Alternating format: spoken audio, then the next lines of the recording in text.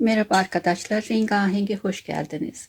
Bugün Güney Asya kültürüne ait biryani tarif sizinle paylaşacağım. Biryani tarif benden çok sıkça sorulan tariflerden biriydi. Bugün arkadaşlar için bunu çekmek istedim. Videonun devamında malzemelerle yapım aşamaları sizinle paylaşacağım. E, Şimdiden yapanlara afiyet olsun diyorum ve evinizde huzur, mutluluk, mutfağınızda da güzel kokular eksik olmaması dileğiyle hoşçakalın diyorum. Buyurun tarifi hep birlikte izleyelim. Evet arkadaşlar, mutfağıma hoş geldiniz. Bugün biryani'nin malzemelerini önce size göstereyim. Sonra da yapılışına geçeriz. İlk başta temel malzemesi ben tavuk bonfile kullandım. Çünkü bizimkiler kemikli tavuk sevmiyorlar ya da et.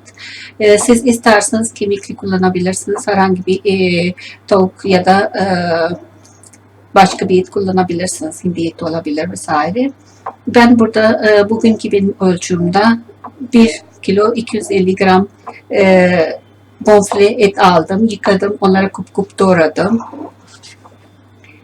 İkinci temel malzeme de pirinç. Pirinç ben burada size göstermek istiyorum. Ben selap pirinç kullandım. Bunlar İstanbul'da değişik semtlerde, dükkanlarda bulunuyor. Eğer başka ildeyseniz bilmiyorum orada bulunuyor mu, bulunmuyorsa da büyük zincir marketlerde basmati pirinç var. Onu kullanabilirsiniz aynı şekilde. Bu pirinçleri diğer bizim pirinçlerden biraz farklı.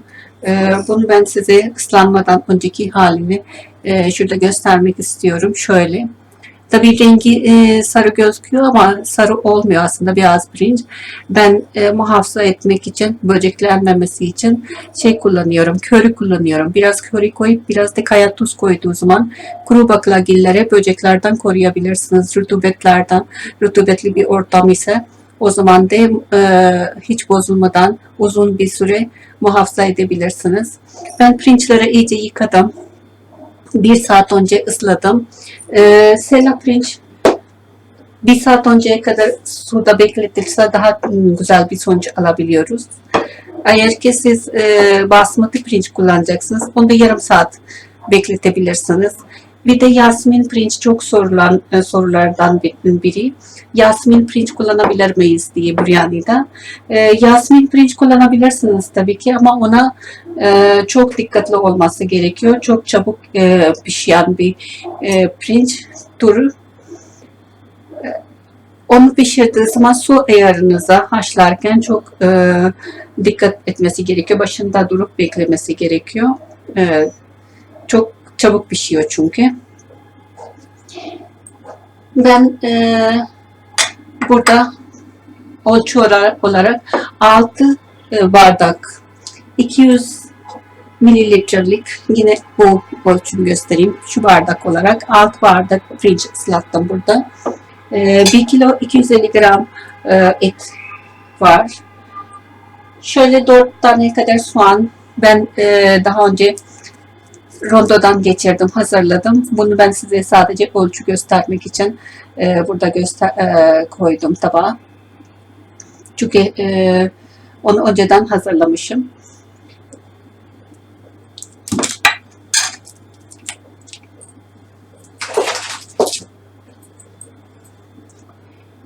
...250 gram kadar şöyle çırpılmış yoğurtumuz olacak. 1 su bardak sıvı yağ. 1 limon ince ince doğranmış kabukla birlikte. Ben 2 dolu dolu kaşık domates püresi kullanacağım. Domates püresi ben aslında salça tarzı. Bu ben kendi evde kendim hazırladığım salça. Ya püre ne dersiniz? Yani salça tarzda. Bunu ben kendim hazırlıyorum. Bunu kullanacağım. Eğer hazır salça kullanacaksınız, marketten aldığınız salça, o zaman bir kaşık, eğer salçanız çok koyuysa, katlıysa, bir kaşık salça yeterli. Benim domates püresi kendim hazırladığım için 2 kaşık koyacağım ben bu ölçünün içinde. Onun dışında kurutulmuş erik var. Ben erikte kendim kuruttum yazın. O nedenle çekirdek falan çıkardım. Onlara doğrayıp öyle kurutmuştum. Eğer siz marketten hazır alacak olursanız 2 tane erik yeterlidir. Ya da 3 tane koyabilirsiniz seversiniz eğer. Birkaç tane kakule koyacağım. Anason yıldız kullanacağım. Bu isterseniz kullanmayabilirsiniz. Define yaprağı, küçük yapraklarım vardı. 2-3 tane kullanacağım. Biraz şöyle tane karabiber kullanacağım. Burada 15 adete yakın bir tane karabiberlerim var. Kimyon kullanacağım. Öğütülmemiş kimyon. 6 tane karanfil kullanacağım. Şöyle göstereyim. Bir de böyle tarçın, kabuk tarçın kullanacağım. Bir tatlı kaşığı kadar sarımsak rendesi. Eğer taze zencefiliniz varsa taze zencefil de kullanabilirsiniz yanında. Ben kuru zencefil kullanacağım. Tuz miktarını kendi damak tadınıza göre ayarlayacaksınız. Ama pirinç haşlarken tuz koyacağız. Onun miktarını söyleyeceğim. İki çorba kaşık yeterli. Haşlarken pirinç suyunun içinde 2 çorba kaşık tuz koyacağız. Çok az bir şekilde sarı gıda boyası kullanacağım. Safran varsa safran da kullanabilirsiniz. Onu biraz önceden ıslatıp hazırlayabilirsiniz. Baharat olarak bir çay kaşık köri var. Bir çay kaşık garam masala dediğimiz baharat var. Garam masala baharatta ne var? Onu hemen söylemek istiyorum. Karabiber, kimyon, tarçın ve diğer baharatların hepsine öğütülmüş hali. Kışniş var. Bir çay kaşık öğütülmüş kışniş. Acı biber bir çay kaşığı. Tabii acı biber siz kendi damak tadınıza da ayarlayabilirsiniz. Zencefil bir çay kaşık kullanacağım. Bir de buryani baharat var bende hazır pakette. Bunlar da pirinç satılan yerlerde var, satılıyor. Buryani baharat dediğinizde böyle bir paket veriyorlar. Paketten de bu kadar miktarda buryani baharat çıkıyor. Buryani baharatının içinde ne var onu göstermek istiyorum size. Şöyle elle göstereyim. Şu erik, kurutulmuş erik var 2 tane. Dediğim gibi 2 tane yakın ben koyacağım. Ondan sonra tane karabiber var. Tane kimyon var. Aynı şekilde bu baharatlar gösterdiğim baharatlar var hepsi içinde. Eğer ki siz bunu bulabilirsiniz o zaman bu ölçülerin içinde damak tadınıza göre yine çünkü bu çok acı oluyor. Eğer acı çok sevmiyorsanız eğer yarım paket kullanın. Eğer acı seviyorsanız bu ölçü içinde bu paket yeterli geliyor. Bunu da kullanabilirsiniz.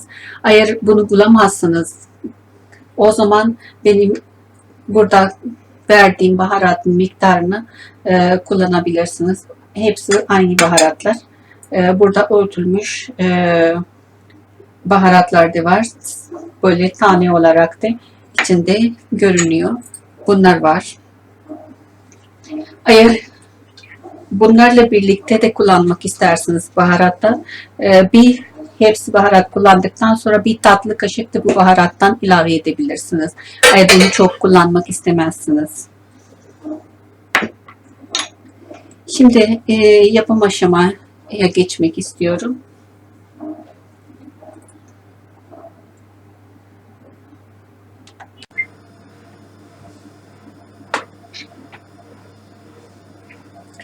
Evet arkadaşlar, önce tenceremizin altına açıyoruz. Bir su bardağı yağımıza döküyoruz. Yağımız biraz ısındıktan sonra soğan ilave edeceğiz. O arada da ben size bunu göstermek istiyorum. Şuradaki tencerede ben 18 bardağı su koydum. Su kaynayacak. Kaynadıktan sonra bunun içine ben 2 kaşık tuz ilave edeceğim. Şöyle 2 kaşık tuz ilave edeceğim. Ve anason yıldızda şu anason yıldızları bunun içine, suyun içine ilave ediyorum.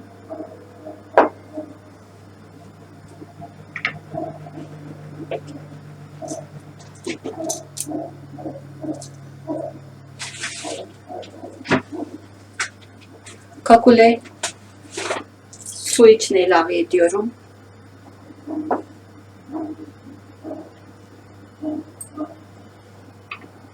Ve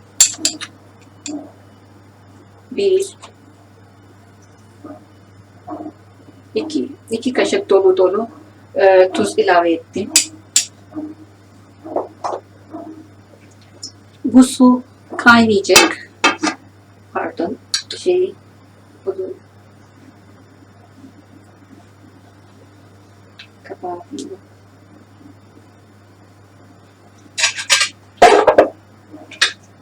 Özür dilerim, kapaklar karıştı. Şu tenceremin kapağı kapattım ve bu artık kaynayacak. Kaynayınca da bunun içine biz pirinç ilave edip haşlayacağız. Ama pirinçler haşlarken dikkat etmesi gereken şey şimdiden söyleyeyim. Pirinçler tam pişmeyecek. Biraz çiğ kalacak, diri olacak. O zaman biz onu süzeceğiz. İnşallah süzme aşamasında da göstermeye çalışacağım videonun devamında. Şimdi soğanımızı ilave edeceğiz.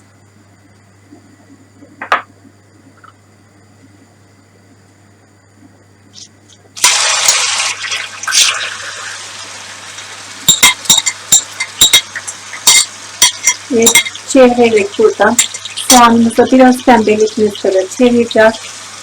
Ve sonra içinde tavuk ve baharatları koyacağız, katacağız içinde. Bütün baharatları falan katarken de ben inşallah o aşamasını da göstereceğim.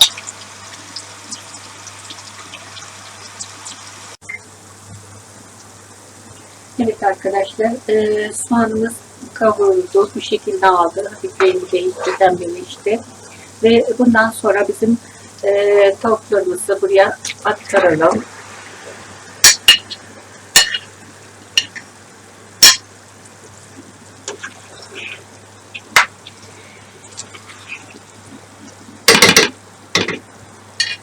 Ateş hafif birazcık orta ateşe alalım. Çünkü tavuk kendi suyunu bırakacak şimdi.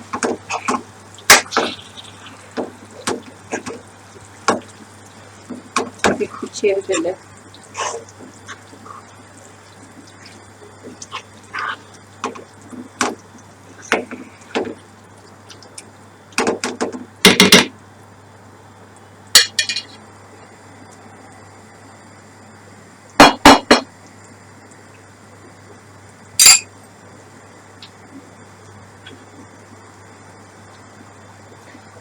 Ben biryani baharatını hepsini kullanmaya tercih ettim. Hepsini koyacağım.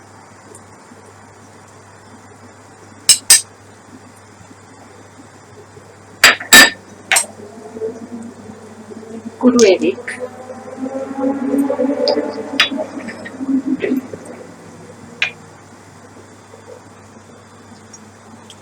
samsağımız,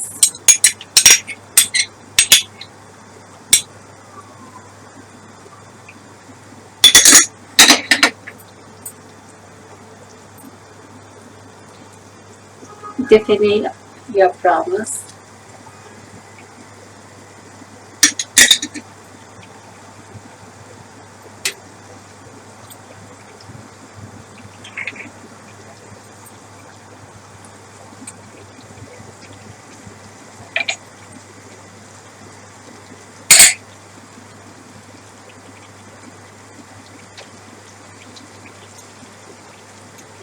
zencefil ve ben çünkü biryani masala hepsini kullandığım için diğer baharatlar fazla gelir. O nedenle bunları kullanmayacağım. Çünkü o paketin içinde hepsi bunlar vardı. Onlara ayıracağım.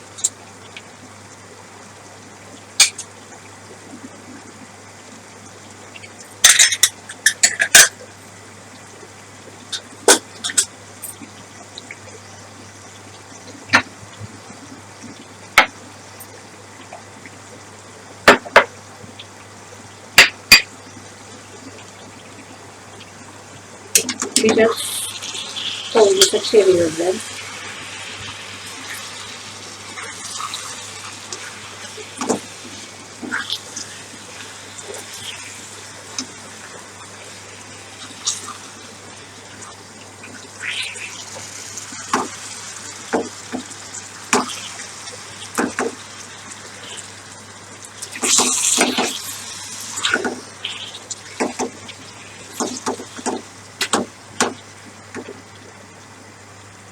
Domates püremi, salça ya domates püre. Eğer taze domates kullanmak isterseniz de 3 tane domates rendeleyip kullanabilirsiniz.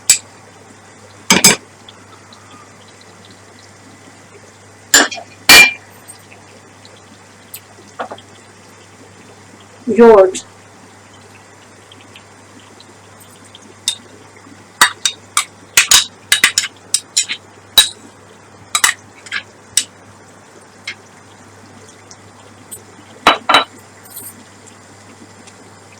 hepsini bir kere daha karıştıralım.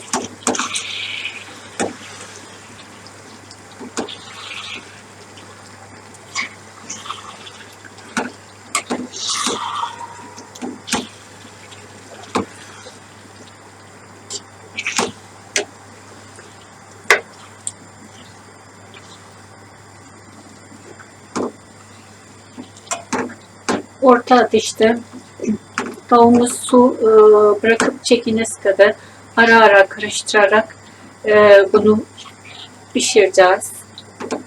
Ve en son olarak bir 10 dakika hafif kısık ateşte pişireceğiz. İnşallah o aşamada ilerleyen dakikada ben göstermeye çalışırım. Şöyle bu karıştırdık. Bir 5 dakika böyle pişsin. Sonra limonlarımızı katacağız içine. Şimdi katmayacağız. Onu hatırlatayım.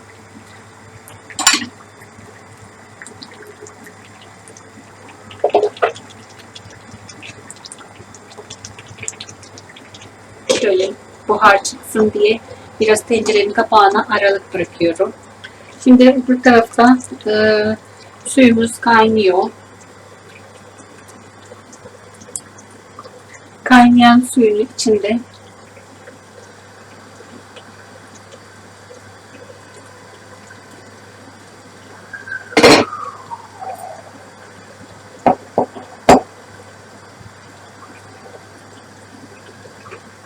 pirinç ilave edeceğim.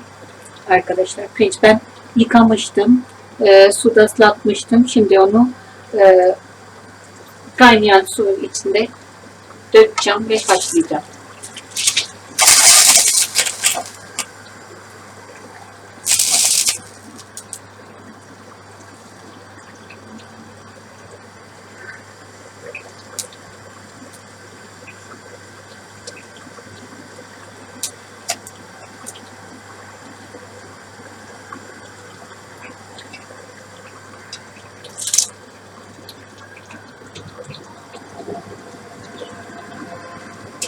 Bir tarafta tavuk pişerken diğer tarafta da pirinçimiz haşlanacak.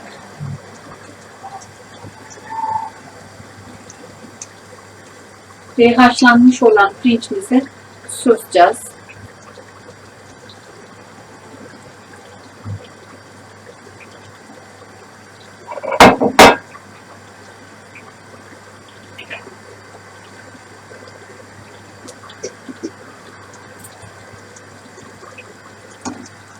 tavuğumuz böyle pişiyor. Ara ara karıştıracağız tavuğumuzu.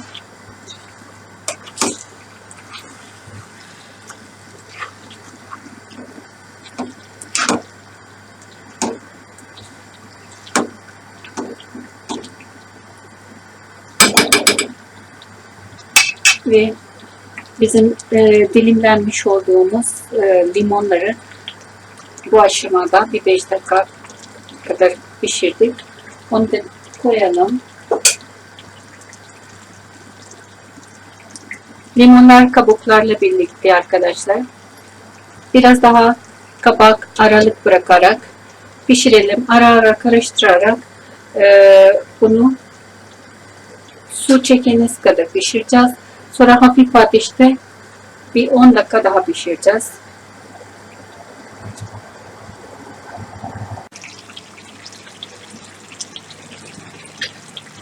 Evet arkadaşlar, 12 dakika yakın bir süre geçti.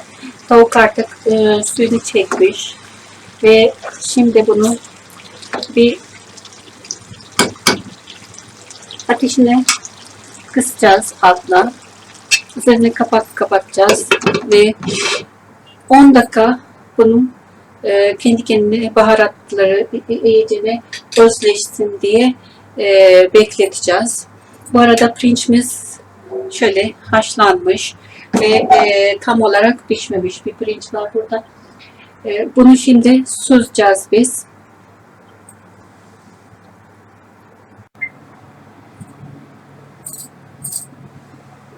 Evet arkadaşlar, pirinçimiz haşlanmıştı. Şimdi ben onu böyle bir süzgeçten geçireceğim.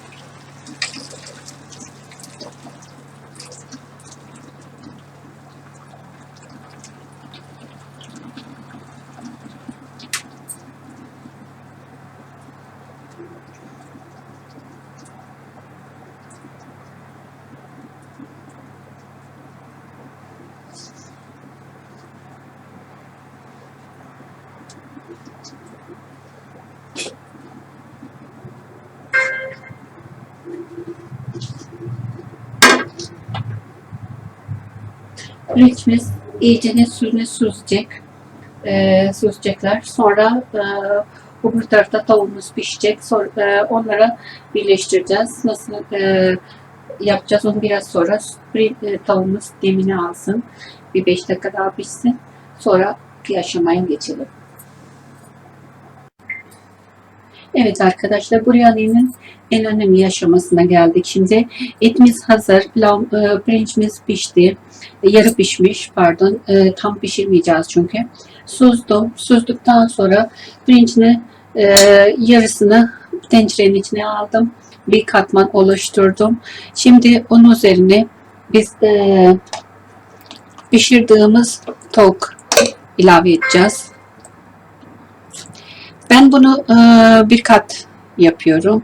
İsterseniz 3 kat, 2 kat olarak da küçük tencere ise yapabilirsiniz. Benim tencerem geniş.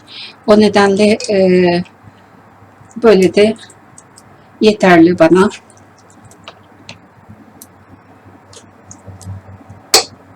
Dağıtıyoruz şöyle etimizi.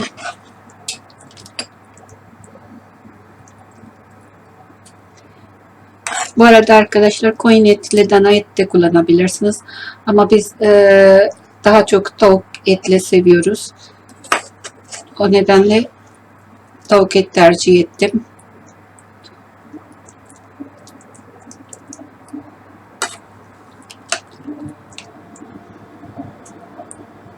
Şöyle bir katman oluşturdum.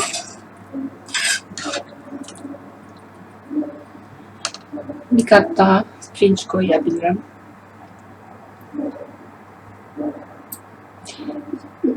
Dikkat ettiyseniz pirinçler çok böyle tane tane, kırılma yok.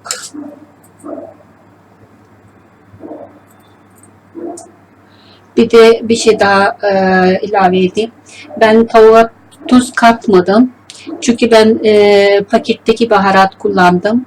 Paketteki baharatın içinde tuz vardı zaten.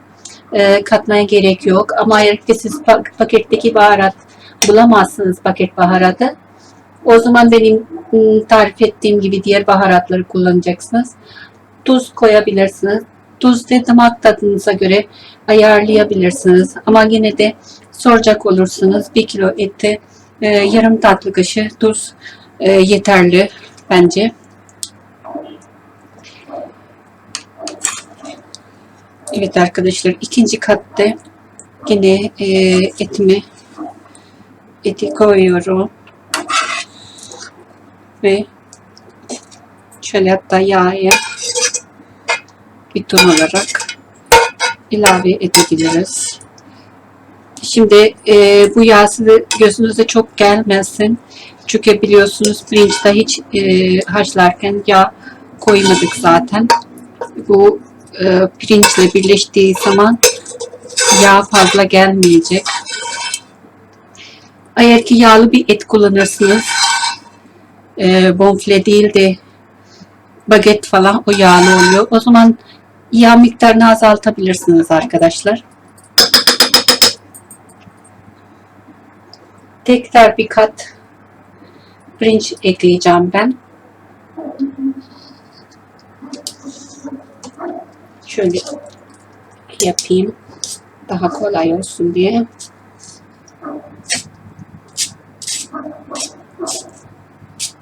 Çok az bir miktar ayırıyorum. Şöyle bir kaşığı kadar. Kalan pirinçleri de üzerine şöyle bir katman oluşturuyorum. Ve ben daha önce malzemeleri gösterirken bahsetmiştim. Safran kullanabilirsiniz demiştim. Ben burada safran da göstermek istiyorum arkadaşlar.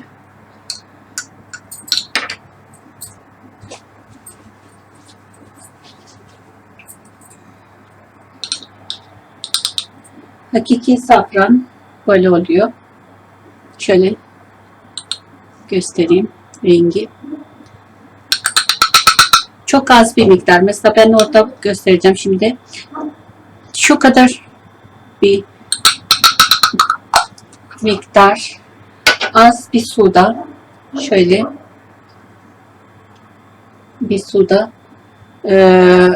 ıslattım. Gördüğünüz gibi böyle bir rengi aldı. Onu ben şimdi sarı rengi için şöyle üzerine dökeceğim. Aslında isterseniz safran koyduktan sonra sarı rengi daha çok vermesine gerek yok. Eğer isterseniz böyle de kalabilir. Ama bu yani sarı rengi renkli olduğu için biraz boya kullanacağım ben.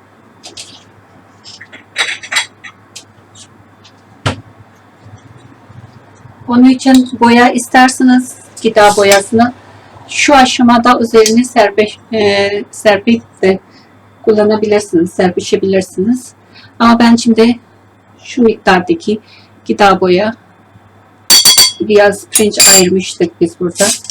Onun üzerine şöyle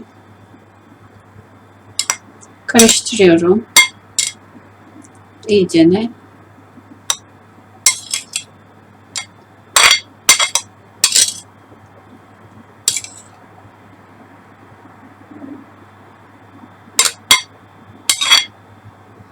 Ve bunu üzerine ilave ediyorum. Şöyle üzerine geçirelim, şöyle dağıtalım.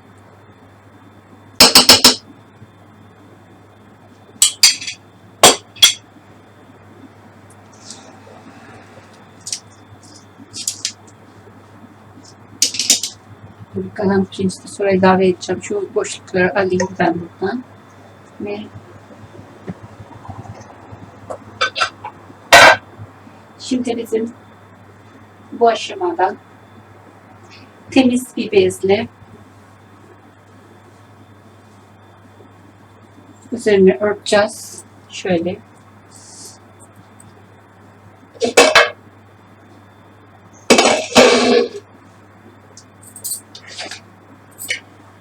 kapağı kapatacağız.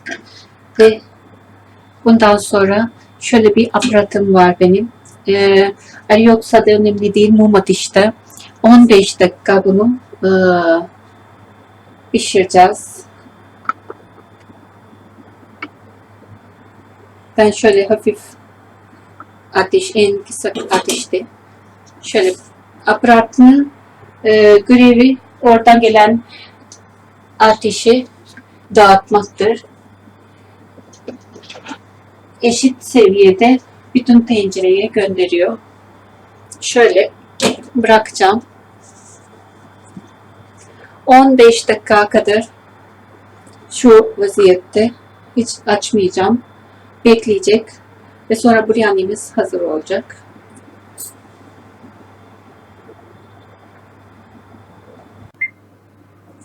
Evet arkadaşlar, biryani'miz pişmiş, hazır şimdi servisi. Ben onu ocaktan aldım tezgaha. Daha rahat bir şekilde size göstereyim. Ben aldım. Ve şimdi bu biryani normalde pilav olsun, biryani olsun. Pakistan kültürüne ve Hindistan kültüründe tencerenin içine servis yaparken kaşık kullanılmaz. Ben normalde aslında kaşık kullanıyorum ama bugün size bu bilgi vermek için göstermek istedim.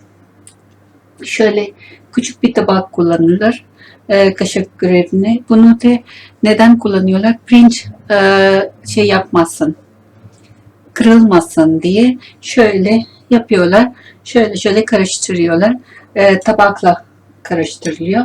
Ama ben tabakla karıştırmıyorum. Kaşıkla karıştıracağım. Ama orijinal şeydi tabakla karıştırılıyor. Bakın. Şimdi biryani'mizi şöyle karıştıracağız.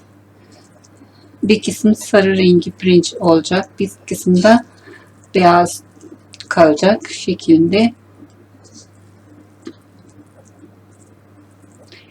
Bu arada ben pirinç pilav dim kısmını 20 dakika beklettim arkadaşlar. Şöyle.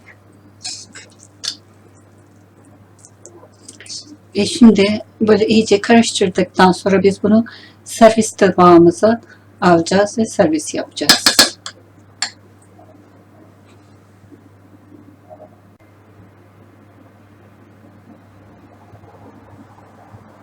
Evet arkadaşlar, servis tabağıma aldım biryani. Şöyle göstermek istiyorum.